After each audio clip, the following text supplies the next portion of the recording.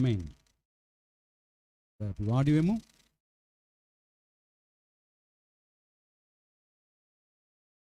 වෙන වසරවල් වල ආකාරයට නොවුනත් මේ අවුරුද්දේදී මේ ආකාරයෙන් හරි අපිට නත්තල් දේව මෙහෙයක් පවත්වන්නට ලැබීම ගැන ඔබත් සමග දෙවියන් වහන්සේට ස්තුති ප්‍රශංසා කරනවා. මුලින්ම පැවතිච්ච වාතාවරණයත් එක්ක 2020 මෙම නත්තල් දේව මෙහෙයන් පවත්වන්නට හැකි වේද නොහැකි වේද කියන ප්‍රශ්නයක ඔබ අපි හැමෝම හිටියා. නමුත් දෙවියන් වහන්සේ මේ අනර්ග අවස්ථාව උදා කරලා දීලා තියෙනවා. ඒ නිසා මේ ලැබිච්ච අවස්ථාවෙන් උපරිම ප්‍රයෝජන අරගෙන දෙවියන් වහන්සේගේ වචනය බොහොම යහපත් ලෙස ඔබගේ හදවතට ධාරණය කරගන්නට පුළුවන් ආකාරයට ඔබ දැන් සූදානම් වෙන්න. ඉතාමත් කෙටි කාලයක් තුලදී අපි අපේ පණිවිඩය ඔබ වෙත ගෙන එන්නට සූදානම් වෙනවා. මොකද අපි දේව මෙහෙයන් 3ක් ඉදිරියට කරගෙන යන නිසා.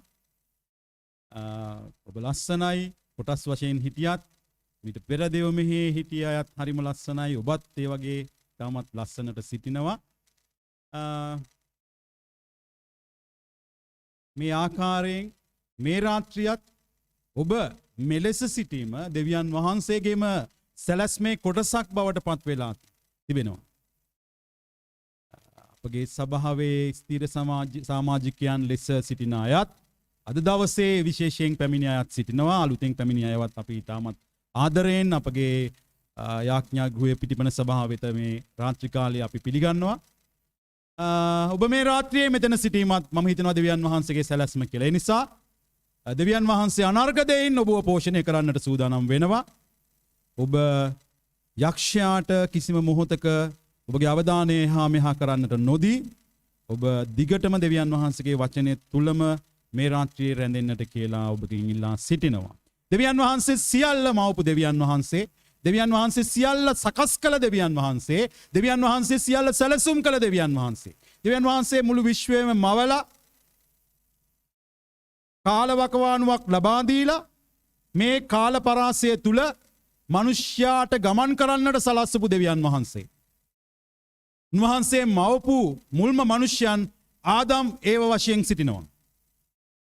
එතනින් පසුව උන්වහන්සේ ආදම් සහ ඒවගේ වැටීමත් සමග උන්වහන්සේ අපිට දුන්නා වූ ගැලවීමේ පොරොන්දුව ඉෂ්ට කිරීම පිණිස උන්වහන්සේ පියවරෙන් පියවර කාලයෙන් කාලයට නොඑක් උන්වහන්සේ තෝරාගත්ත මිනිසයන් මේ පොළොව මත තබලා උන්වහන්සේගේ සැලැස්ම, ගැලවීමේ සැලැස්ම, මිනිසයා නැවත උන්වහන්සේ සමග සමගි කර ගැනීමේ සැලැස්ම ඉෂ්ට කරපු දෙවියන් වහන්සේ තවමත් ඉෂ්ට කරමින් සිටින ස්වාමීන් වහන්සේ.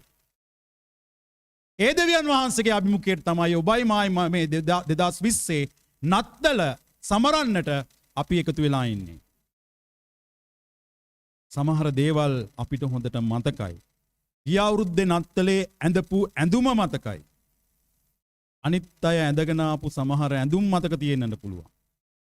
ඔබ ගිය නත්තලේ දවල්ට උයපුවා මතක තියෙන්නට පුළුවන්. ගෙදර හදපු රස කැවිලි මතක තියෙන්නට පුළුවන්. ඒ දේව මෙහෙයේදී දෙවියන් වහන්සේගේ දාසයා කතා කරපු දේ අමතක වෙලා තියෙන්නට පුළුවන්. බැවින් මම නැවතත් කියනවා මේ සුවිශේෂී දවසේ දෙවියන් වහන්සේ ඔබට දුන්නා වූ අනර්ග මොහොතේ ඔබට දෙවියන් වහන්සේ කතා කරන්නට යන අනර්ග වූ කාරණේ ඔබ තදින් අල්ලගන්න. දෙවියන් වහන්සේ මෙලෙස මිනිස්යව මවලා මේ කාල රාමුව තුල අරගෙන යන අතරදී මිනිස්යා දැක්කා දෙවියන් වහන්සේ මැව්වා වූ ස්වරූපයට වඩා මිනිස්යා පාපිෂ්ඨව සිටින බව. ඒ තත්වයේ තුල දෙවියන් වහන්සේ සමග තිබිච්ච සම්බන්ධතාවයෙන් ඔහු වෙන් වුණා. අපි සභාවට ඉගෙනුවා කුඩා කණ්ඩායම් හරහා සහ ප්‍රධාන දේවමෙයන් වලදී උප්පත්ති පොතේ මුල් පරිච්ඡේද අපි දැක්කා දෙවියන් වහන්සේ ආදම් සහ ඒවට දුන්නු දරුවෝ දෙන්න කායින් සහ ආබෙල්. කායින් ආබෙල්ව මරණු ලබනවා. එතනින් ආබෙල් ඉවරයි. කායින්ගේ පරම්පරාව ගලාගෙන යනවා. ආදම්ගේ සිට කායින් හරහා ආපු 7 වෙනි පරම්පරාව ලාමෙක්. ලාමෙක් පාපයේ සම්පූර්ණත්වයට පත්වෙච්ච මිනිසයා හැටියට අපි දකිනවා. දෙවියන් වහන්සේ දැක්ක කායින්ගේ පරම්පරාව තුලින් යහපත් වංශයක් පැවතගෙන නොආ නිසා දෙවියන් වහන්සේ නැවත උප්පත්ති පස්වෙනි පරිච්ඡේදය අපි දකිනවා. දෙවියන් වහන්සේ ආදම්ට සෙත් කියලා තවත් පුත්‍රයෙක් දෙනවා. ඒ සෙත් හරහා තමයි සෙත් හරහා ආපු ආදම්ගේ සිට සෙත් හරහා ආපු හත්වෙනි පරම්පරාවේ ඉන්නවා ඒනොක් කියලා අති සුවිශේෂී වූ මිනිසෙක්. බයිබලයේ සඳහන් වෙන්නේ දෙවියන් වහන්සේ සමග හැසිරුණු බැවින් දෙවියන් වහන්සේ හුව ගත්තා කියලා. ඒනොක්ගෙන් පස්සේ තවත් පරම්පරා 3ක් යද්දී සෙත් හරහා ආපු 10 වෙනි පරම්පරාවේ ඉන්නවා නෝවා. නෝවා ඒ යුගයේ ධර්මිෂ්ඨම මිනිසයා හැටියට බයිබලයේ සඳහන් වෙනවා. මුළු ලෝකය අධර්මිෂ්ඨව පැවති කාලේ නෝවා ධර්මිෂ්ඨ මිනිසෙක් හැටියට හිටගත්තා. ඉන් පස්සේ නෝවාගේ දරුවන් 3 දෙනා සමග නෝවා මහරයාව පුත්‍රයන් 3 දෙනා ඔවුන්ගේ මහරයාවන් කියන 8 දෙනා නැවට ඇතුල් කරලා අනෙකුත් සත්වයන් සමග දෙවියන් වහන්සේ ගලවාගෙන මුළු ජලගැල්මකින් ලෝකයේ සියලුම සත්වයන් මිනිසයන් සියලු දේ විනාශ කරලා ඕන්ව රැගෙන ආවා. ඒ ආපු පරම්පරාවේදීත් අපි දකිනවා පුත්‍රයන් 3 දෙනාගෙන් එක් පුත්‍රයෙක් ඒ පරම්පරාවල ආරම්භයේදීම පව් කළා. ඒ හාම් කියන්නා වූ පුත්‍රයා. නමුත් ෂෙම් කියන්නා වූ පුත්‍රයා හරහා නෝවාගේ ෂෙම් කියන පුත්‍රයා හරහා නෝවා සිට 10 වෙනි පරම්පරාවේදී අපි ආබ්‍රහම්ව දකිනවා බයිබලයේ. දෙවියන් වහන්සේ දිගින් දිගටම මිනිසයන් වරද්දගත්තා වූ හැම තැනකදීම දෙවියන් වහන්සේ නැවත ගැලවීමේ උපකාරය වමින් දෙවියන් වහන්සේගේ අරමුණ කරා මිනිසයන්ව ගෙනියන්නට සැලසුම් යොදපු දෙවියන් වහන්සේ. ඔබ පහුගිය දවස්වල නොකඩවා මේ මාධ්‍යයන් වලට සහභාගී වුණා නම් ඔබ මේ පිළිබඳ දැනුවත්. ආබ්‍රහම්ගෙන් පස්සේ ඒ යහපත් වූ පරම්පරාව තුලින් දෙවියන් වහන්සේ දාවිද් දක්වා එයින් පසුව දාවිද්ගේ පරපුරෙන් ජේසුස් වහන්සේ දක්වාම සැලසුම් කළා වූ දෙවියන් වහන්සේ. උන්වහන්සේ අල්ෆා සහ ඔමේගා වන දෙවියන් වහන්සේ. උන්වහන්සේ ආරම්භයත් අවසානයත් වන දෙවියන් වහන්සේ. උන්වහන්සේ ජීවමාන සර්ව බලධාරී උත්තමයන් වහන්සේ. උන්වහන්සේට පිටින් මේ විශ්වය තුල කිසිවක් නැහැ, කිසිවෙක් නැහැ.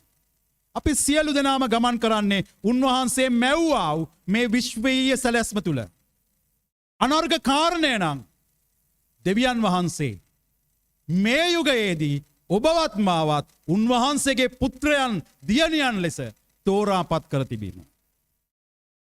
අනාදියේ පටන් ආදම් යෝගෙන් පටන්ගත් පරම්පරාවේ ගලාගෙන ආපු සියලු පරම්පරා හරහා ජේසුස් වහන්සේගෙන් පසුවත් මනුෂ්‍ය ඉතිහාසයේ ලියවිලා ඒ ආපු ශිෂ්ටාචාරයන් හරහා 2020 වෙනතෙක් ඇවිල්ලා ඔබයි මායි මේ ආකාරයේ ඉඳගෙන ඉන්නවා. මේ දෙවියන් වහන්සේ ආරම්භ කරා වූ මිනිසයා පිළිබඳ ලස්සන කතාවේ එක් එක් පරිච්ඡේදයන් පසු කරගෙන ආපු අපි ඉන්නා වූ පරිච්ඡේදයයි. ඒ පරිච්ඡේදය තුල ඔබ ගැනත් මා ගැනත් දෙවියන් වහන්සේ සිතලා තිබුණා, දෙවියන් වහන්සේ ලියලා තිබුණා. ගීතාවලියේ දාවිද් කියන්නේ ඒකයි.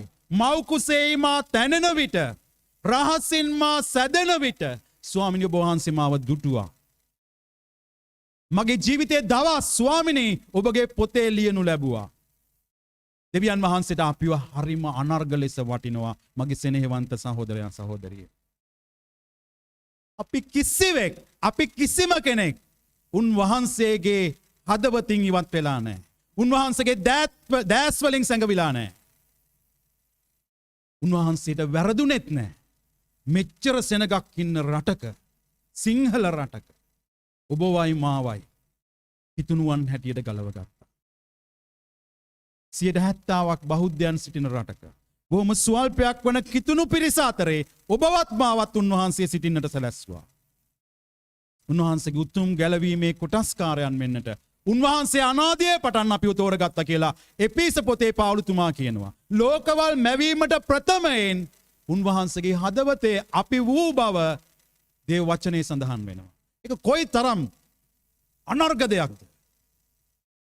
ඔබටයි මටයි මේක වටින්නේ නැති වුණාට, ඔබටයි මටයි මගේ ජීවිතේ වටිනාකමක් නොදැනුණාට, අපි ගෙවාගෙන යන ජීවිතයේ මුහුණ දෙන අනේක විද ප්‍රශ්නත් එක්ක අපිට අපේ ජීවිතය තිත්ත වුණා. අපේ ජීවිතය කිසිම ප්‍රීතියක් සතුටක් නැති එකක් බවට දැනුණාත්, ඔබ දන්නවද දෙවියන් වහන්සේ ඔබ ගැන මා ගැන එහෙම සැලසුම් කළත් නැහැ, එහෙම හිතලත් නැහැ. උන්වහන්සේට ඔබ මාව අනර්ග ලෙස වටිනවා. ජීවිතය දෙන තරම් ප්‍රේම කරපු ස්වාමීන් වහන්සේ. ඒක මිල කරන්නට කිසිවෙක්ට බෑ, කිසිවකට බෑ. උන්වහන්සේ අපි කරන්නා වූ සියලු දේවල් වල මිලය ගෙවලා ඉවරයි. ඒක හරිම අනර්ගයි. උන්වහන්සේ ඒ සැලැස්ම පියවරෙන් පියවර ආදම්ගේ සිටම ඒ ගැලවීමේ සැලැස්ම ආදම් ඒව පාපයට වැටුණු මොහොතේ සිට පොරොන්දු වූ ආකාරයට ජේසුස් වහන්සේ දක්වාම රැගෙන ආවා. උන්වහන්සේට වැරදුනේ නැහැ. මතෙව් සුභාරංචිය මේක හරි ලස්සනට පැහැදිලි කරනවා. මේ වංශාවලියේ ගලා එම මම ඔබට දැන් කිව්වා නෝවාගේ පුත්‍රයන් තුන්දෙනා වූ ෂෙම් හරහා සිටින 10 වෙනි පරම්පරාවේදී ආබ්‍රහම් හමු වෙනවා. අපි බලමු මතෙව් සුභාරංචිය මතෙව්තුමා කොහොමද මේක වාර්තා කරන්න කියලා. මතෙව් 1 වෙනි පරිච්ඡේදය.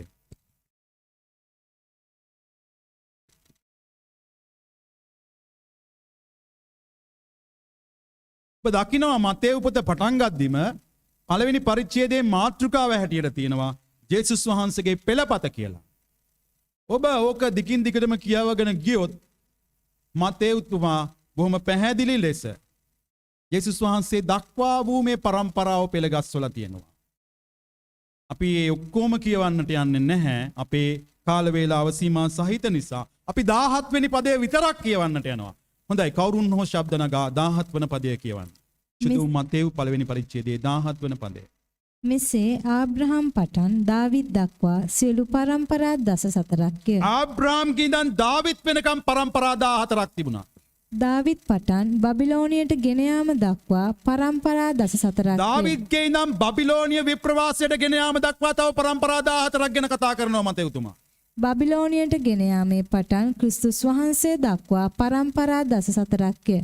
බබිලෝනියාවේ සිරගතව සිටි ඒ වංශයේ යුදා වංශය හරහා විප්‍රවාසයේදී රජෙක් නැති වුණත් එස්රාලාගේ පරම්පරාව හරහා ජේසුස් වහන්සේ ගලාගෙන ආපු හැටි, ඒ පරම්පරාව ගලාගෙන ආපු හැටි මේ පළමුවන පරිච්ඡේදයේ මේ පදයට ඉහළින් කොටස් වල මතෙව්තුමා පැහැදිලිව සඳහන් කරනවා. මේක පුදුමාකාර සැලැස්මක්. මේක දිව්‍යමය සැලැස්මක්. ආදම් මේ වගේ පටන් මේ ගලායම බොහොම පැහැදිලි. ජේසුස් වහන්සේ හිටියා මීට අවුරුදු 2020කට පෙර. ඒ 2020කට පසුව ඔබයි මායි දැන් ජීවත් වෙනවා. පන්තියේ පටන් මනුෂ්‍යව මවපු දින පටන් මේ දෙවියන් වහන්සේ හරිම පැහැදිලිව හරිම සැලසුම් සහගතව කිසිම වැරද්දක් නොවි දෙවියන් වහන්සේගේ සැලැස්ම, දෙවියන් වහන්සේගේ කල්පනාව, මනුෂ්‍යයන් කෙරෙහි දෙවියන් වහන්සේ තබා තිබෙනා වූ සැලැස්ම, ගැලවීමේ සැලැස්ම ඉෂ්ට කරලා තියෙනවා. යේසුස් වහන්සේගේ ස්වර්ගාරෝහණයෙන් පස්සේ සබ්බාව පටන් ගන්නවා. සබ්බා යුගය ආරම්භ වෙනවා. ඒ සබ්බාවට සමාජිකත්වයේ දරන අය අතරේ ඔබත් මමත් ඉන්නවා. ඒ ජේසුස් වහන්සේ එන්ට යනවා සබාව ගෙනියන්ට. ඒ එන්ට යන්නේ සබාව ගෙනියන්ට. ඒ ජේසුස් වහන්සේ අදටත් විරාජමානව ස්වර්ගයේ දකුණු පස, පියාණන් වහන්සේගේ දකුණු පස වැඩ සිටින තැනන් වහන්සේව සිටිනවා. මේ මොහොතේ ලක්ෂ සංඛ්‍යාත දේවදූත සමූහයකගේ ප්‍රශංසාව නමස්කාරය මැද්දේ අති මහෝත්තමයාණන් වන ජේසුස් ක්‍රිස්තුස් වහන්සේ ජීවමානව වැඩ සිටිනවා. අපි මේ සිහිපත් කරන්නට ආවේ උන්වහන්සේගේ උප්පත්තිය, උන්වහන්සේ මීට අවුරුදු 2020කට පෙර මනුෂ්‍යත්වය රැගෙන මේ ලෝකයට පැමිණියා වූ ඒ දවස සිහිපත් කරන්නටයි අපි මේ ආවේ. ගැන මේක සිහිපත් කිරීම සඳහා ජේසුස් වහන්සේ දෙවියන් වහන්සේ මනුෂ්‍යත්වය ගැන පොළොවට පැමිණීම සිහිපත් කරලා උන්වහන්සේගේ ඒ ගැලවීමේ සැලැස්මේ පියවරක් සංකේතවත් කරමින් අපි සිහිපත් කරන්නට යොදාගෙන තියෙනවා දෙසැම්බර් මාසයේ 25 වෙනි දින. ඒක නිසා අපි සිහිපත් කරන්නේ උන්වහන්සේ මේ ලෝකයට මිනිස්ය විසින් පැමිණියා වූ දවසයි. මේ 2020 නත්තල සමරන්නට මේ ආකාරයෙන් අපි එකතුනේ ඒ ආකාරයෙන්. මේ නත්තලේදී මේ දේව සැලැස්ම ඉෂ්ට සිද්ධ වීම සඳහා ප්‍රධාන වශයෙන් දෙවියන් වහන්සේ තෝරගත්ත මේ සැලැස්ම ක්‍රියාත්මක කිරීම සඳහා දෙවියන් වහන්සේ සූදානම් කළ අනර්ග චරිත අතරින් ප්‍රධානම චරිතයක් වෙනවා මරියතුමිය. මරියතුමිය ඒ දේව සැලැස්ම එක්තසිතින් පිළිගත්තේ නැත්නම් අපිට අද නත්තල සමරන්නට හැකියාවක් ලැබෙන්නේ නැහැ. මරියතුමිය ඒ ආකාරයෙන් බොහොම විශිෂ්ට ලෙස ජේසුස් වහන්සේගේ මවවීමට හදවත සූදානම් කරගෙන ඒට එකඟ වීම නිසා තමයි අද අපි නත්තල සමරන්නේ. මරියාවන් දේව සැලැස්මට එකඟ වුණා. මරියාවන් දේව සැලැස්ම මුළු සිතින් පිළිගත්තා. මරියාවන් තමුන්ගේ සැලැස්ම පැත්තකින් තියලා දේව සැලැස්මට හිසනවා ඒක පිළිගත්ත ජීවිතය. අපි ලූක් පොතේ පළමුවන පරිච්ඡේදය පෙරලලා මේ මරියතුමිය මේ පියවරයන් ගැනීම සඳහා කටයුතු කරපු ආකාරය ගැන කොටස් කීපයක් බලන්නට යනවා. සුදු ලූක් සුභාරංචියේ පළමුවන පරිච්ඡේදයේ 30 වන පදයේ සිට 33 වන පදය දක්වා. සුදු ලූක් පළමුවන පරිච්ඡේදයේ 30 වන පදයේ සිට 33 වන පදය දක්වා. දෙවදූතයා ඈට කතා කොට මරියා බය නොවන්න. මක්නිසාද නුඹට දෙවියන් වහන්සේගෙන් කරුණාව ලැබුණේය. බලව නුඹ ගර්භණීව පුත්‍රයෙකු බිහි කරන්නීය. උන්වහන්සේට යේසුස් යන නාමය තබන්න. උන්වහන්සේ උතුම්ව මහෝත්තමයාණන්ගේ පුත්‍රයාණෝයයි කියනු ලබනසේක. උන්වහන්සේගේ පිය වූ දාවිද්ගේ සිංහාසනය දෙවි වූ ස්වාමින් වහන්සේ උන්වහන්සේට දෙනසේක. උන්වහන්සේ යාකොබ්ගේ වංශය කෙරෙහි සදාකාලයටම රජකම් කරනසේක. ආමෙන්. උන්වහන්සේ යාකොබ්ගේ වංශය කෙරෙහි සදාකාලයටම රජකම් කරන තැනන් වහන්සේ කියලා මරියාවන්ට කියනවා. මරියාවන් මේ වන විට අවුරුදු 2020කට පෙර ජීවත් වූ තැනැත්තිය ජෝසප් නම් මිනිසෙකුට 26 වෙනි පදයේ කියනවා.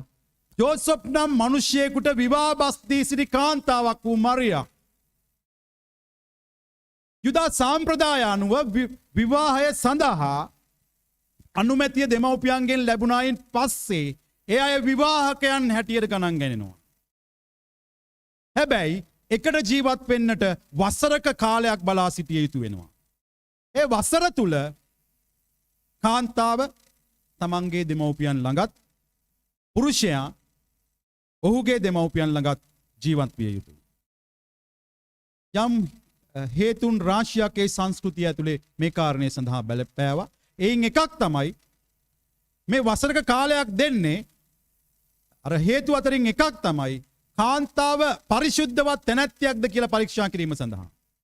මොකද විවාහ බස් දෙන විට යම් කිසි පිළිසිඳ ගැනීමක් සිදු වෙලා තිබුණා නම් යම් අතවරයකට ඇය ලක් වෙලා තිබුණා නම් ඒ වසර ඇතුළත ඇය දරුවෙකු බිහි කරන්නට අවශ්‍යයි. එතකොට ඇගේ නිර්දෝෂී භාවය නැති බවට ඒක ලකුණක්. මරියාවන් සහ ජෝසප් ගත කරමින් සිටියේ මේ වසරක කාල සීමාව. එසේ ගත කරමින් සිටින අවස්ථාවේ තමයි ගාබ්‍රියෙල් දේවදූතයා ඇවිල්ලා මරියතුමියට කියනවා මෙන්න මේ අපි බලපු කොටස දේවදූතයාට කතා කොට මරියා බය නොවන්නමක් නිසාද නුඹට දෙවියන් වහන්සේගෙන් කරුණාව ලැබුණේය. බලව නුඹ ගර්භණීයව පුත්‍රයෙකු වදන්නීය. උන්වහන්සේට යේසුස් යන නාමය තබන්න. මරිය තුමියට මේ අවස්ථාව වෙද්දී ඇගේ ජීවිතය ගැන සැලැස්මක් තිබුණ. ඇය විවාහ බස් දීලා හිටියා. ඇය විවාහය සඳහා බලාපොරොත්තු සහිතව සිටියා. ඒකට සූදානම් වෙමින් සිටින්නට ඇති. ඇගේ හදවතේ අනිකුත් ඒ යුගයේ කාන්තාවන්ගේ වගේම තමුන්ගේ පවුල ගැන, ජුසේතුමා ගැන, තමුන්ගේ පවුලට එකතු වෙන දරුවන් ගැන යම් බලාපොරොත්තු යම් සිහින තියෙන්නට ඇති. ඒ කාලය ඒ ආකාරයෙන් බලාපොරොත්තු සහිතව තමන්ගේ සැලසුම් එක්ක, තමුන්ගේ කල්පනාවන් එක්ක සිටින අතරේ තමයි මරියාගේ ජීවිතයේ ඉදිරිය ගැන දේව සැලැස්ම එළිදරව් වෙන්නේ. ඒ දේව සැලැස්ම එළිදරව් වෙද්දී මරියාට කිසිම සැකයක් තිබුණේ නැහැ. මොකද මරියා දෙවියන් වහන්සේත් එක්ක ඒ වන විටත් යහපත් සම්බන්ධතාවයක් තිබුණා වූ කාන්තාවක්. මරියට සැකයක් තිබුණේ නැහැ. හැබැයි මරියට ප්‍රශ්නයක් තිබුණා. පුරුෂයෙක් නොහඳුනන්නා වූ මම පුරුෂයෙක් සමග ලිංගික සම්බන්ධතාවයකට පත් නොවෙච්ච මම ගර්භණීය වන්නේ කොහොමද කියන එක.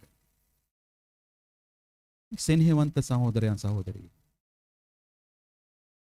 2020 නත්තල සමරන්නට මේ ආකාරයෙන් මේ දේව මෙහෙට ආපු ඔබටත් මටත් අපේ ජීවිතයේ මේ වන විටත් හෙට දවසේ ඉඳන් යම් සැලසුම් තියෙනවා. යම් බලාපොරොත්තු තියෙනවා.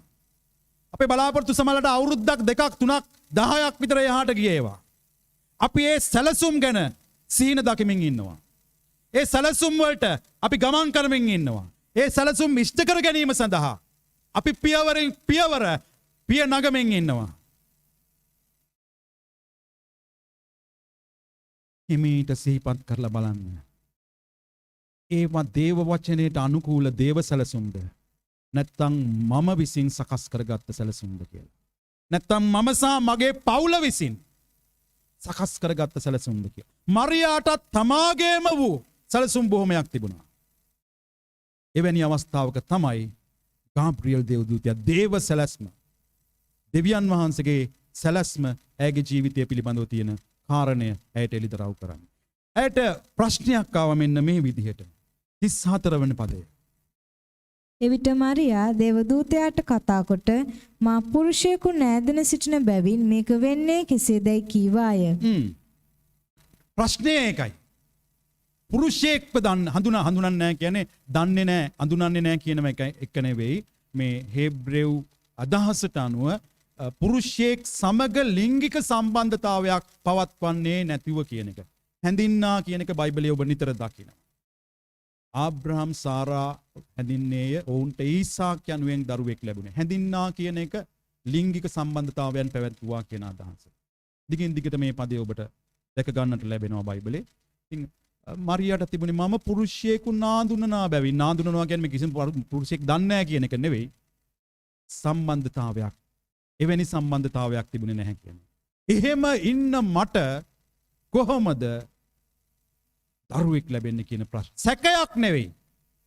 හැබැයි මේ වගේම සිද්ධියක් ඔය 20 වෙනි 19 20 පළවෙනි පරිච්ඡේදෙම 19 20 ඔය පදවල පල්ලෙහාට කියවගෙන යද්දී ස්නාවක ජුවාම්තුමාගේ උප්පත්තිය පිළිබඳ එතන තියෙන්නේ. ස්නාවක ජුවාම්තුමාගේ යොහන් බෞතිස්තගේ දෙමව්පියන් එලිසබෙත් සහ සකරියස්තුමා පූජාව පවත්වන්නට අතිශුද්ධ ස්ථානයේ සිටියේදී දේවදූතයා ඔහුටත් කතා කළා කියනවා මහලු වයසේදී එලිසබෙත් ගර්භණීයව පුත්‍රයෙකු වදන්නට යනවා කියලා. හැබැයි මේ ගැන සැක කරනවා සකරියස්තුමා. 19 20 පදවල තියෙනවා ඒ සැකේ නිසා ඔහුට දඬුවමක් දුන්නා කියලා. මරියතුමිය සැක කරන්නේ නැහැ. මරියතුමිය ප්‍රශ්න කරනවා ඇයට තියෙන ගැටලුව ගැන. මෙහෙම වෙන්නේ කොහොමද? වෙන එක ගැන මට ප්‍රශ්නයක් නැහැ. වෙන විදියයි ප්‍රශ්නේ. දැන් ඔබට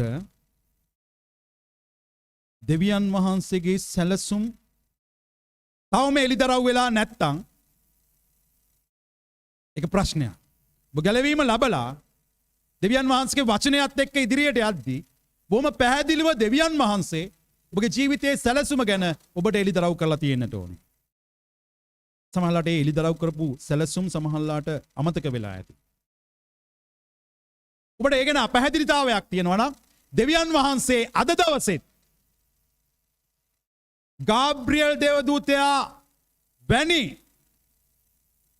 මනුෂ්‍ය දූතයන් හෙවත් සභා පාලකවරුන් සභා නායකයන් ඔබ ඉදිරියේ තබා තිබෙනවා දෙවියන් වහන්සේගේ මඟ පෙන්වීම ලබා දීම සඳහා. යම් තැනක සභාවක් තියෙනවා නම් ඔබ එහි සමාජිකයෙක් නම් දෙවියන් වහන්සේ අනිවාර්යෙන් එතන තබා තිබෙන්නා වූ නායකයා ඔබට මඟ පෙන්වීම සඳහා ඔබට ගුරුහරුකම් දීම සඳහා දේව සැලැස්මට මඟ පෙන්වීම සඳහා තබා තිබෙන්නා වූ අය. ඒ නිසා ඔබ ඒ නායකයා එක්ක ගනුදෙනු කිරීම අත්‍යවශ්‍යයි. ඒක නිසායි මම කිව්වේ සැලැස්ම ගැන අපැහැදිලි නම් නැත්තම් ඒ සැලැස්ම අවුල් වෙලා වගේ තේරෙනවා නම් ඔබගේ ආත්මික නායකයන් සමග කතා බහ කරලා ඔබගේ ජීවිතේ දේව සැලැස්ම ගැන නිවැරදි දැක්මකට එන්නට අවශ්‍යයි. සමහරලාට සැකයක් ඇති සැකරියස්තුමාට වගේ. සමහරලාට ප්‍රශ්නයක් ඇති මරියතුමියට වගේ. විමසන්න දෙවියන් වහන්සේගෙන්. විමසන්න ආත්මික නායක නායිකාවන්ගෙන්. ඔබට මඟ පෙන්වීම පිණිස දේව වචනය තියෙනවා. ශුද්ධාත්මයන්න් වහන්සේ ඉන්නවා. දෙවියන් වහන්සේගේ මඟ පෙන්වන මනුෂ්‍යයන් දෙවියන් වහන්සේ ඔබට ලබා දීලා තියෙනවා. 35 වෙනි පදයේ මෙහෙම කියනවා. දේවදූතයා ඈට උත්තර දෙමින් ශුද්ධාත්මයන්න් වහන්සේ නුඹ කෙරෙහි පැමිණෙනසේක. මහෝත්තමයාණන්ගේ අනුභවද නුඹ වසා ගන්නේය. ඒ නිසා උපදින්ට සිටින තැනැත්තේ ශුද්ධය. දෙවියන් වහන්සේගේ පුත්‍රයා නොයයි කියනු ලබනසේක. මෙන්න දේවදූතයා මරියතුමියගේ හදවතේ තිබිච්ච ගැටලුව ලෙහලා දුන්නු ආකාරය. ඔබ විශ්වාස කරන්න දෙවියන් වහන්සේ. ඔබ විශ්වාස කරන්න දෙවියන් වහන්සේ විසින් තබා තිබෙන නායක නායිකාවන්. මඟ පෙන්වන අය. ඔබට හිතෙනවා නම් සමහරලාට ඔබගේ සිත් විදීම් සිත් තැලීම් නායකත්වයත් එක්ක සමහරලාට තියෙන්නට පුළුවන්. නායකයා පිළිබඳව දෙවියන් වහන්සේ බලා ගන්නා බව දේව වචනේ සඳහන් වෙනවා. අපිට කියලා තියෙන නායකත්වයට කීකරු වෙන්නට කියලා. ඒක නිසා ඔබ දෙවියන් වහන්සේගේ ඒ ආධිපත්‍යයට යටත්ව සිටිනවා සේම ඔබව යම් තැනක දෙවියන් වහන්සේ තියලා තියෙනවා නම් එතන යම් ආත්මික නායකත්වයක් ඇති දෙවියන් වහන්සේ ඔබ වෙනුවෙන් සූදානම් කරලා ඔබ ඒ අයත් සමග ගනුදෙනු කරන්නට අවශ්‍යයි. ඔබට ඔබගේ ජීවිතයේ සැලසුම් වල තියෙන ගැටලු සහගත තත්වයන් ඔබ පියවරෙන් පියවර ඉදිරියට තබලා ඔබගේ සැලසුම් තුල හෝ දේව සැලසුම් තුල හෝ යද්දී මතුවෙන ගැටලු ගැන ඔබට කතා කරන්නට ආත්මික මව්පියවරුන් මඟ පෙන්වන්නන් සිටිය යුතුයි. සභාවේ මේක අත්‍යවශ්‍යයි. ඒක නිසා ඔබ දෙවියන් වහන්සේගේ සැලසුම ශුද්ධාත්මයන් වහන්සේගේ මඟ පෙන්වීම ඇතුව අවබෝධ කරගන්නට. ඔබට තනියම මේ සටන කරගෙන යන්නට බැරුව යද්දී ඔබ වටේ ඉන්න ඔබගේ නායක නායිකාවන්ගෙන් උපකාරය ලබා ගන්න. මේ සැලැස්ම මරියා තේරුම් ගත්තා. මේ කාරණය මරියා තේරුම් ගත්තා. මේ වන විට මරියාගේ ජීවිතේ බොහොම පැහැදිලි කාරණාවක් මං අර පෙර කියපු පරිදි ඇයට සැලසුම් වගේක් තිබුණා. නමුත් දෙවියන් වහන්සේගේ දූතයා දේව මඟ පෙන්වීම තුල සිදුවෙන්නට යන දේ සිදුවෙන්නට නියමිත දේ පැහැදිලි කරලා දුන්නයින් පස්සේ මරියතුමිය 38 වන පදයේ මෙන්න මේ ආකාරයට කියනවා. මරියාද බැලුව මැනව ස්වාමින් වහන්සේගේ දාසිය ඔබගේ වචනය ලෙස මට වේවයි කීවාය. එවිට දේවදූතයා ඈක්කෙරෙන් ගියේය. මරියතුමියට දෙවියන් වහන්සේ ගැන හොඳටම විශ්වාසවන්තභාවයක් ගොඩ නැගුණා. දේවදූතයා දුන්නා වූ එළිදරව්වේ දැක්ම ගැන නිර්වුල් භාවයක් ඇති වුණා. මම ස්වාමින් වහන්සේගේ දාසයා. ඔබ කී වචනය ලෙසම මට සිද්ධ වේවා කියලා. මුළු මනින් යටහත් පහත්ව දේව සැලැස්ම තමන්ගේ ජීවිතයට පිළිගත්තා. එතකොට මරියාගේ ඇය සැලසුම් කරලා තිබිච්ච ඇයගේ සැලසුම් වලට මොකද වෙන්නේ? ඇයටම හිමි සුවිශේෂී සැලසුම් වගේක් තිබුණා. ඒකම ඒ සැලසුම් වලින් අයින් වෙලා දෙවියන් වහන්සේ කියන සැලසුම තුල යන්නට ගත්තම තව ටික දවසකින් තමුන්ගේ කුසය ඉදිරියට නිරාගෙන එන බව මරියා හොඳටම දන්නවා. මේකට එකඟ වුණාම යුසේතුමා මොන ආකාරයේ ප්‍රතිචාරයන් දක්වයිද කියන එක ඇය හොඳටම දැනගෙන ඉන්නේ නැති. සමාජයෙන් එල්ල වෙන්නට නියමිත අපහාස උපහාස ගැන ඇය නොදන්නවා නොවේ වෙන්නට ඇති. හැබැයි ඒ සියල්ල එක්ක කවුරු මොනවා කිව්වත් කොයි අය කොයි විදියට පරිභව කරන්නට සූදානමින් හිටියා මම දේව සැලැස්මට එකඟ වෙනවා කියන්නාව ඒ දැඩි එඩිතර තීරණය මරියා මේ අවස්ථාවේදී අරගෙන ඇය කියනවා මම එකඟයි ස්වාමින් වහන්සේගේ සැලසුම තුල ඉදිරියට යන්නට කියලා. මගේ ස්නේහවන්ත සහෝදරයන් සහෝදරී මම පෙර කිව්වා වගේම මේ වන විට අපේ ජීවිතයේ අපි සකස් කරගත්ත සැලසුම් ගොඩක් තියෙනවා. නමුත් අපි සොයා යන්නට අවශ්‍යයි දෙවියන් වහන්සේ අපේ ජීවිතයේ තබා තිබෙන සැලසුම. දෙවියන් වහන්සේට අපිව අවශ්‍යයි. දෙවියන් වහන්සේ අපිව අවශ්‍ය නිසායි මේ 2020 වසර වෙනකන් මේ ආකාරයට අපිව තියාගෙන ඉන්නේ. අපිව 1800 ගණන් වල ජීවත් කෙරෙව්වේ නැහැ. 1500 ගණන් වල ජීවත් කෙරෙව්වේ නැහැ. ක්‍රිස්තු පූර්ව ගණන් වල ජීවත් කරන්නට සැලැස්සුවේ නැහැ. උන්වහන්සේ 2020 දී අපිව ජීවත් කරවලා අපිව ගැලවීමට ගෙනල්ලා තියෙනවා.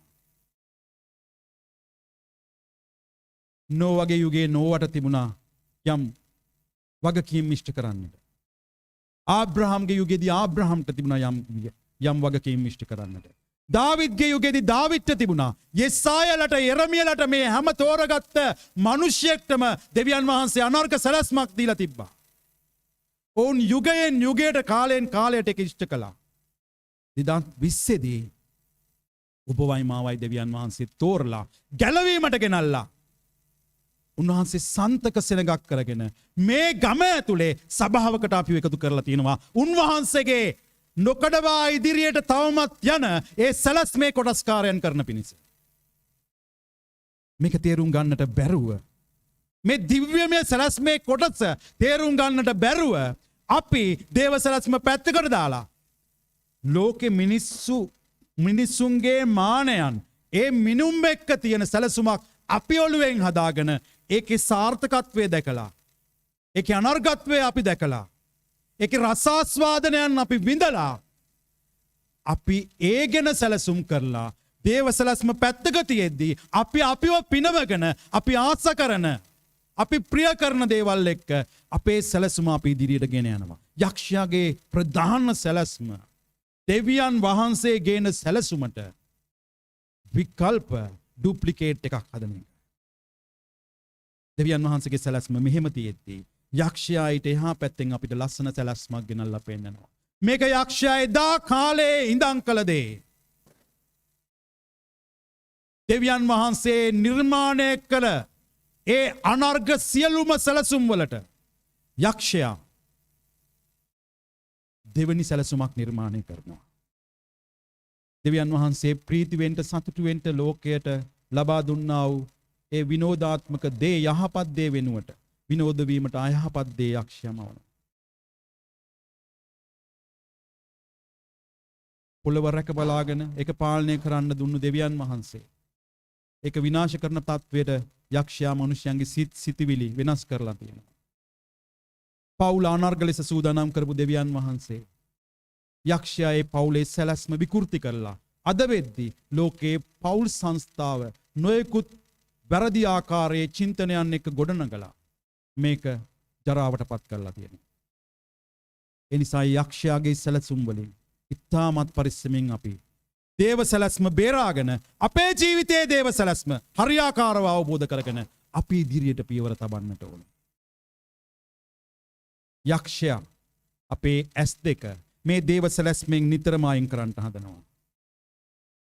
බයිබලයේ අපි දකින චරිත බොහොමයකගෙන් මේ දේව සැලැස්ම අයින් කරපු නිසා ඔවුන්ගේ ජීවිත විනාශ වුණා. මුළු ආදම්ගෙන් ඒ සැලැස්ම ළඟ හිටපු ඒව තුලින් විනාශ කරලා ඔහුට දෙවියන් වහන්සේ සැලසුම් කරපු යහපත් දේ ලබා ගන්නට දෙන්නේ නැතුව ඒක අයින් කරා. මෝසෙස් මිනිස්යන්ගේ කීමට කීකරු වුණ නිසා මෝසෙස්ට පොරොන්දු දේශයට යන්නට බැරුව අතරමඟ මැරුණා. සම්සොන් වීරවරයෙක් ලෙස දෙවියන් වහන්සේ සූදානම් කළා. නමුත් ළඟ හිටපු කාන්තාවන්ගේ ඒ ඉගෙන්වීම් බස් වලට වහල් වෙච්ච නිසා, ආදරය නිසා, ආලය නිසා දේව සැලැස්ම පැත්තකට දාලා අමුන්ගේ සැලැස්මක් ක්‍රියාත්මක කළා විනාශයටපත් වුණා. හැබැයි මරියතුමිය දේව සැලැස්ම මුළු හදවතින් අරගෙන මම ස්වාමින් වහන්සේගේ දාසිය ඉදිරියට එළඹෙන ඕනෑම අභියෝගයකට මම සූදානම් මගේ දෙවියන් වහන්සේ මා එක්ක ඉන්න නිසා කියලා. ඒ අභියෝගයට මුහුණ දුන්නා වූ තැනැත්තිය. මේ රාත්‍රියේ අපි නත්තල සමරන්නේ එලෙස මරියාවන් එකඟ වූ නිසා. බැරි වෙලාවත් මරියතුමිය කිව්වා නම් අපෝ මට බෑ. මේ කැපකිරීම කරන්න මට මගේ සැලසුම් තියෙනවා. මට මගේ ජීවිතයක් තියෙනවා. මට මගේ පවුලක්, මගේ විවාහයක්. මට බෑ ලෝක අපවාදයන්ට මුහුණ දෙන්න. එච්චර ශක්තියක් නැහැ. දෙවියන් වහන්සේ නිසා වුණත් මට ඒක කරන්න බෑ. අත්හැරීම් කරගන්න බෑ කියලා. අපි අද නත්තල සමරන්නේ නැහැ මගේ සෙනෙහවන්ත සහෝදරයා සහෝදරිය. මරියාවන් තමුන්ගේ ඒ ශුද්ධාත්ම මඟ පෙන්වීමත් එක්ක තමුන් හෙට අනිද්දාට විඳින්නට යන අප අයහපත් වාතාවරණය නෙවෙයි, අපවාදයන් නෙවෙයි, ඒකෙන් පැනලා ගියාම, එතනින් ඔබ්බට ගියාම දෙවියන් වහන්සේ සූදානම් කළා තියෙන ආශිර්වාදමත් දේ තමුන්ගේ ආත්මික ඇස් වලින් දැකපු තැනැත්තිය. ඒකයි ඇය 46 හා 48 පද දක්වා මේ ආකාරයෙන් කියන්නේ. ලූක් පළවෙනි පරිච්ඡේදයේ 46 47 48. එවිට මරියා කියන්නේ මාගේ සිත ස්වාමින් වහන්සේ වර්ණනා කෙරෙයි. මාගේ සිත ස්වාමින් මෙච්චර කෙන්ගෙඩියක් වෙන්න ඉදිරියේ නියමිත වෙලා තියෙද්දී මරියාවන්ගේ උදාන ගීතයේ මරියාවන් කියනවා මේ ආකාරයෙන්. අපි නැවත කියමු මේ කොටස. මාගේ සිත ස්වාමින් වහන්සේ වර්ණනා කෙරෙයි. මගේ සිත ස්වාමින් වහන්සේ වර්ණනා කරනවා. මාගේ ආත්මයද මාගේ ගැලවුම්කාර දෙවියන් වහන්සේ කෙරෙහි ප්‍රීතිමත් විය. තව ඊට පස්සේ මක්නිසාද උන්වහන්සේ ස්වකීය දාසියගේ පහත්කම බැලූසේක. ආමෙන්. බලව මෙතෙන් පටන් සියලු පරම්පරාවෝ මට ආශිර්වාද ලද්දී. දෙවියන් වහන්සේගේ සැලැස්මට කීකරු වුණාම මෙතෙක් පටන් සියලු පරම්පරාවෝ මට ආශිර්වාද ලත් තැනැත්තිය කියන එක ගැනයි මරියාගේ දැක්ම. මනුෂ්‍යෝ නිසා ඔබ දේව සැලැස්ම ගැන බයෙන් ඉන්නවා නම්, මනුෂ්‍යයන් නිසා දේව සැලැස්මට මේ වන විටත් පිටුපාලා ඉන්නවා නම්, ඔබ මරියාවන්ගේ මේ ඉදිතර බව ඔබගේ ජීවිතයට අදාළ කරගන්න. ඉදිරි දිනවල මුහුණ දෙන්නට තියෙන අයහපත් වාතාවරණය ගැන නෙවෙයි මරියා දැක්කේ. දේව සැලැස්මට කීකරු වුණාම අවසානයේදී අත්වෙන්නට යන ආශිර්වාදය. මරියා 2020කට අවුරුදු 2020කට ඉස්සර මේක කියදී මරියාවන් දන්නේ නැහැ. නමුත් අද ජීවත් වෙන අපි දන්නවා පරම්පරා ගානක් ගිහිල්ලත් මරියාවන් ආශිර්වාද ලත් තැනැත්තිය, ස්ත්‍රීන් අතුරින් ආශිර්වාද ලත් තැනැත්තිය කියලා සියලු ලෝකය හඬ නගා කියන බව. ජේසුස් වහන්සේ කුසේ දරා ගැනීමට තරම් ඒ ආශිර්වාදමත් කාන්තාවක් වූ. ඒක නිසා ඒ මරියාවන්ගේ අභියෝගය බාරගන්න. ජේසුස් වහන්සේ වෙනුවෙන්, සුභාරංචිය වෙනුවෙන් නැගිට කෙලින් සිටගෙන අනිත් සියලු අභියෝගයන් මැද දෙවියන් වහන්සේගේ වැඩය කිරීමේ කාරණය හදවතට ගන්න. යක්ෂයා දැනටමත් දේව සැලැස්මෙන් ඔබව එහා මෙහා ඔබගේ මානයන් යොමු කරලා තියෙනවා නම් මේ නත්තලේදී තීරණය කරන්න ස්වාමිනී මං යා අභියෝගය බාර ගන්නවා. මං මොන දේවල් වුණත් කැප කරනවා ස්වාමී. සමහර විට අපි අපේ ජීවිතයේ සැලසුම් සූදානම් කරගන්නේ දේව සැලැස්ම අනුව නෙවෙයි. අපි ප්‍රිය කරන දේවල්, අපිව සනසවන දේවල්, අපිව ප්‍රීතිමත් කරන දේවල්. නැත්නම් අනිත් අයගේ හිත රිද්දන්න බෑ. නිසා දේව සැලැස්ම මොනවා වුණත් මට මේ අයගේ හිත රිද්දන්න බෑ. ඒ හින්දා මම මේ තීරණය ගන්නෙ නෑ. නැත්නම් දේව සැලැස්ම තුල ගියොත් හරි කටෝරයි ඒක. අමාරු වෙයි ඉදිරිය. ඒ නිසා දේව සැලැස්ම නෙවෙයි මට පේන සැලැස්මේ තියෙන එක ප්‍රීතිමත්. එතන මිනිස්සු සතුටින් සමාදානෙන් ඉන්නවා වගේ මට පේනවා. මේ ලෝකයේ මිනිස්සු මුදල්, වස්තුව, නොයෙකුත් ලෞකික දේවල් පස්ස ගිහිල්ලා මිනිස්යන් සතුටින් ඉන්නවා වගේ පේනවා. ඉරිද දේව මෙහි දැක්කා. ආශිර්වාදයේ උල්පත දෙවියන් වහන්සේ. ආශිර්වාදයේ උල්පත දෙවියන් වහන්සේ. ආබ්‍රහම් කරන කොටගෙන දෙවියන් වහන්සේ තීරණය කළා පොළවේ මුළු පවුල් ආශිර්වාද කරන්න. එනිසා ඔබ ආශිර්වාදලත් තැනැත්තෙක් වෙන්නට යන්නේ. ඔබ දෙවියන් වහන්සේ තුල ඉන්නවනම් ආශිර්වාද හොයාගෙන මිනිස්සු එහෙම දුවනවා. හැබැයි ආශිර්වාදයේ තියෙන දෙවියන් වහන්සේ නම් ඔය දුවලා හති වැටිච්ච මිනිස්සුන්ගෙන් අහලා බලන්න ඔබ ඔය ආශිර්වාද ගොඩේ පීනමින් දෙන්නේ. ආශිර්වාදයෙන් ඔබ පිරිලාද? දැන් ඔබේ ජීවිතේ සමාදානයෙන් පිරිලාද? ඔබ ප්‍රීතිමත්ද කියලා. ඒගොල්ලන්ගේ උත්තරය ඔබ අරගෙන බලන්න. තෘප්තියක් නැති ජීවිතයක්. සතුටක් සැනසීමක් නැති ජීවිතයක්. දේව වචනේ දැන දැනම කඩ කිරීම නිසා හදවත දොස් තබන ජීවිතයක්. ඔබ කිතුණුවේ ඔබටයි මටයි බෑ ලෝකාකාර විදියට ජීවත් වෙන්න. ඔබයි මාවයි තෝරගෙන ඉවරයි. එපිස පළවෙනි පරිච්ඡේදයේ කියන විදියට ලෝකවල් මැවීමට ප්‍රථමයෙන් ඔබයි මායි උන්වහන්සේගේ හදවතේ හිටියා. උන්වහන්සේ තීරණය කරා මේ කාලයේදී මේ යුගයේදී ඔබයි මමයි මේ පොළවේ ජීවත් වෙනවා කියලා. ඒ නිසා මගේ සෙනෙහවන්ත සහෝදරයන් සහෝදරි. දේව සැලැස්ම තේරුම් ගන්න. දේව සැලැස්ම තේරුම් ගන්න. ඔබගේ ජීවිතයේ දේව සැලැස්ම තේරුම් ගන්න. ඔබට පැහැදිලි නම් මරියතුමියට වගේ ඒක නිරවුල් කරගෙන නම් තියෙන්නේ 100%ක්. ඔබ බය නැතුව ඒක දිගේ යන්න. ඔබට අපැහැදිලි නම් දෙවියන් වහන්සේගෙන් යාඥාවෙන් පාමුල ඉඳලා අහන්න. දේව වචනයෙන් මඟ පෙන්වීම සොයන්න. ඔබගේ ආත්මික මඟ පෙන්වන්නන්ගේ උපකාරය සොයන්න. එතන සිට ඔබගේ ඒ දේව සැලැස්මේ ඉදිරි පියවර තබන්න. යක්ෂයාට කොයි මොහොතකවත් හසු වෙන්නට දෙන්නට එපා. උගේ කූට උපක්‍රමය අපේ ඉලක්කය දේව සැලැස්මෙන් අයින් කරලා ලෝකාකාර වූ සැලැස්මකට අපිව ගෙන යාමයි. ඒක ලෝකෙ මිනිස්සුන්ට හරි වුණාට දෙවියන් වහන්සේ තෝරගෙන මේ කාල රාමුව අස්සේ අරගෙන යන ඔබටයි මාටයි ඒක අදාළම නැහැ. අපේ සමාදානයේ තියෙන දෙවියන් වහන්සේගේ සැලැස්ම තුල. අපේ ප්‍රීතිය සම්පූර්ණ වෙන්න යන්නේ උන්වහන්සේගේ සැලැස්ම තුල. අපි කවදා හරි උන්වහන්සේත් සමග දේව රාජ්‍යයේ ඉන්නට යන අය. මම අර මුලින් කිව්වා වගේ සබාව ගෙනියන්නට උන්වහන්සේ එනවා. නත්තල සමරන්දී අපි හරි ආසයි ජේසු බබාට. ජේසු බබාගේ පිළිම, ජේසු බබාගේ ගීතිකා, මරියතුමියගේ ගීත්කා මේ ගවලන පිළිබඳ දර්ශනයට අපි හරි ආසයි. හැබැයි ජේසු බබා ආයේ එන්නේ නැහැ. ඒ බබාට අපි ආසේ බබාව අපිට ඕන විදියට නලවන්න පුළුවන්, අපිට ඕන විදියට හැඩ කරන්න පුළුවන්. ඒ මනුෂ්‍යත්වයේ ඒ බබාගේ ස්වරූපයෙන් උන්වහන්සේ ඇවිල්ලා උන්වහන්සේ අවුරුදු 30ක් 33ක් ඉඳලා උන්වහන්සේගේ ගැලවීමේ සැලැස්ම දෙවියන් වහන්සේ දුන්නු දේ සම්පූර්ණ කරා. පිලිපි පොතේ කියනවා ඒ සැලැස්ම උන්වහන්සේ නොපිරිහෙලා ඉටු කරපු හින්දා උන්වහන්සේට උස්සස්ම නාමය දෙවියන් වහන්සේ දුන්නා කියලා. උන්වහන්සේ මේ මොහොතේ ඉන්නේ ඒ උස්සස්ම නාමය දරමින් දෙවියන් වහන්සේගේ දකුණු පස. එනිසා ජේසු බබා ගැන හිතමින් සැනසෙන්න හදන්න එපා. උන්වහන්සේ එනවා.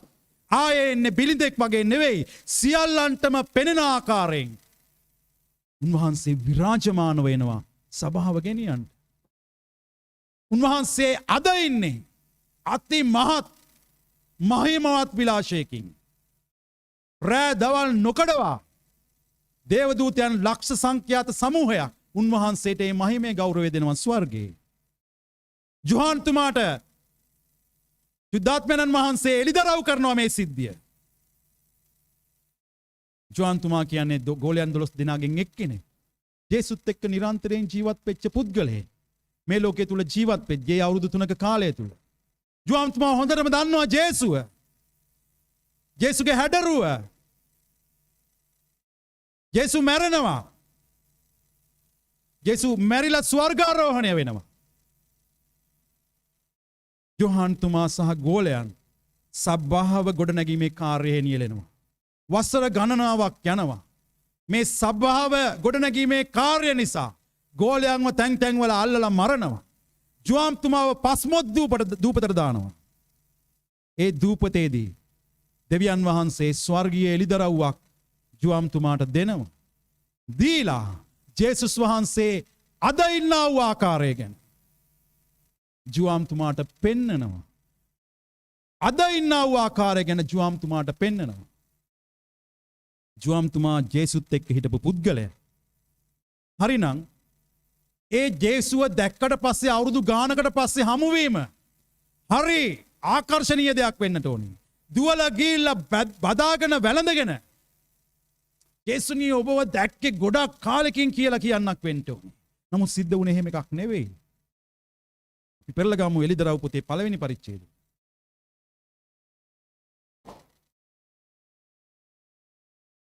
එළිදරව් පොතේ පළවෙනි පරිච්ඡේදයේ 12 වෙනි පදයේ සිට 17 වෙනි පදයේ දක්වාම ඒ පද කීපය අපි කියවගෙන යමු. එළිදරව් පොතේ පළවෙනි පරිච්ඡේදයේ 12 වන පදයේ සිට 17 වන පදය දක්වා. එකල ඔබ අවධානය තබා ගන්න. ජුවම්තුමාට ස්වර්ගීය දර්ශනය පෙන්නනවා. ආත්මයන්න් වහන්සේ තුල ඔසවාගෙන.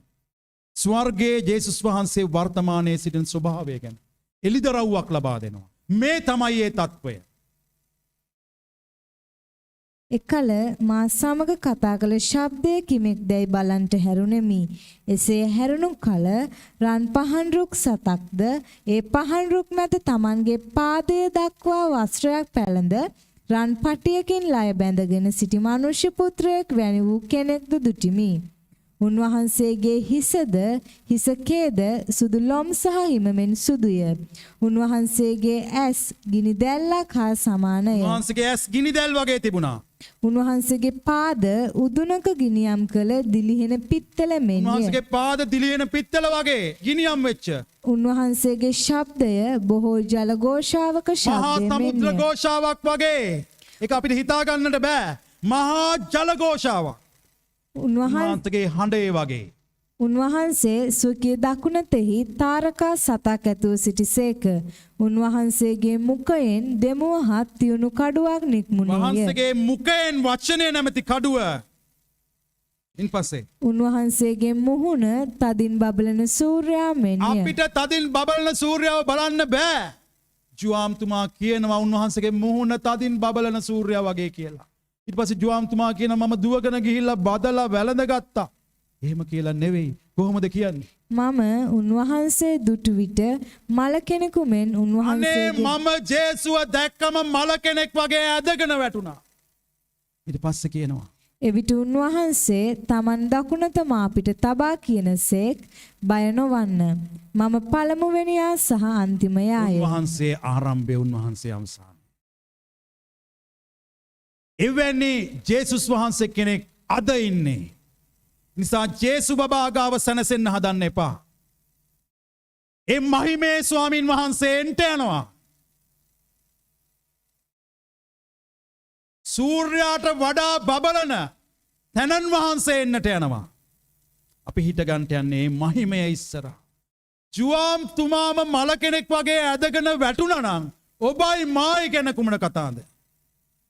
ජීවිතය හදාගන්න අපි සූදානම් වෙමු.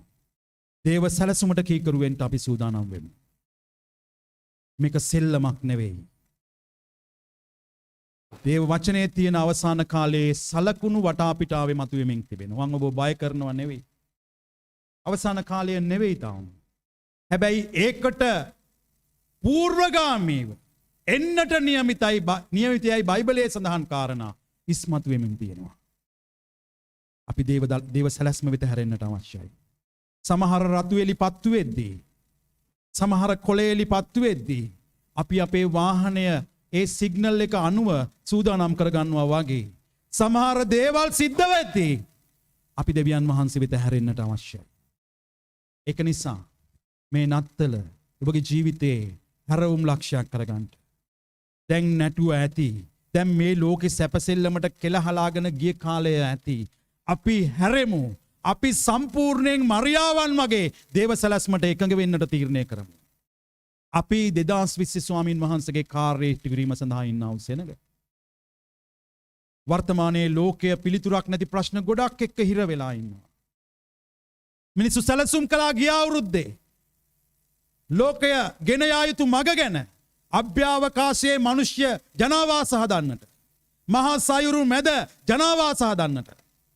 නොයෙකුත් සැලසුම් කළා. හැබැයි මේ අවුරුද්දේ ඒ සියලු සැලසුම් විවර්ත වෙලා. දෙවියන් වහන්සේගේ සැලැස්මට අනුකූල දේවල් විතරක් සිද්ධ වෙනවා.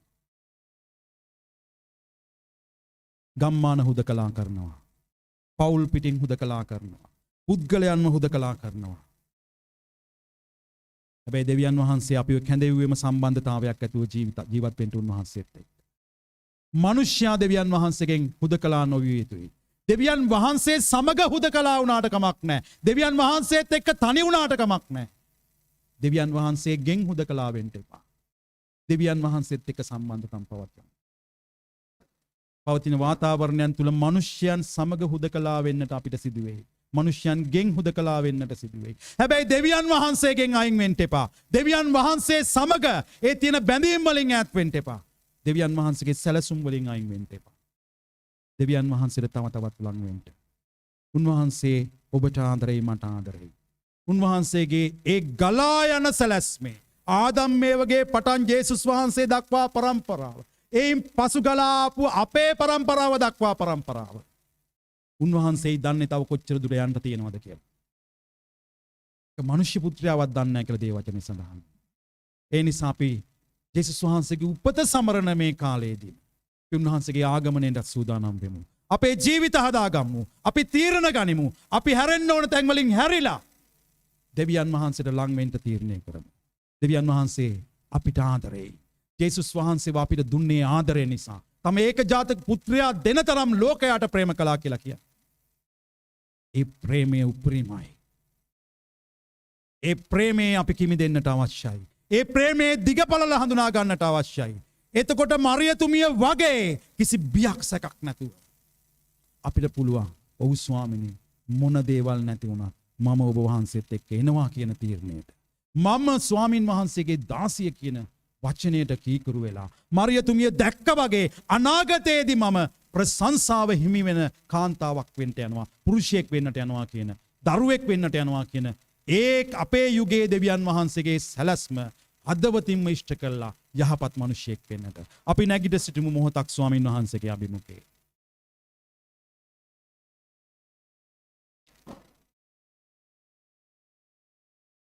යේසුස් වහන්සේ තමයි ගැලවුම්කාරයා. උන්වහන්සේ ඒ ගැලවීම අපිට උදා කරපු නිසා තමයි අපි මේ ආකාරයෙන් උන්වහන්සේගේ අභිමුඛයේ නිදොස්ව ධර්මිෂ්ඨව සිටින්නේ. ජීවිතය පවා ඉතිරි කර නොගෙන අපි වෙනුවෙන් පූජා කළා වූ තැනන් වහන්සේ උන්වහන්සේ. ඒකට ප්‍රතිප්‍රේමය දක්වන්නට අපි සූදානම් වෙමු. අපි මුලින්ම ස්තුති කරමු ස්වාමීන් වහන්සේට. මෙපමණ ප්‍රේමයකින් අපිට ප්‍රේම කළා. දේවත්වය අතහැරියා. දේවත්වය අතහැරලා අපි වෙනුවෙන් මිනිසෙක් වෙලා ඉපදිලා විඳින්න තියෙන උපරිම දුක් ටික විඳගත්තා. අතහැරියේ දේවත්වය. අපිට අතහැර ගන්න බැරි මොනවද? මගේ සෙනෙහවන්ත සහෝදරයා සහෝදරිය. අපි ඔක්කොමලා එකතු වෙලා අත් දෙක උස්සලා උන්වහන්සේ අපිට උදා කරලා දුන්න උතුම් ගැලවීම ගැන මොහොතක් උන්වහන්සේට ස්තුති ප්‍රශංසා කරමු. ස්තුති වේවා. ආමේන්. ඒ යේසු ක්‍රිස්තුයි මොටම සුබ ලක් වේවා. අපිට පුළුවන් සෞඛ්‍ය ආරක්ෂිත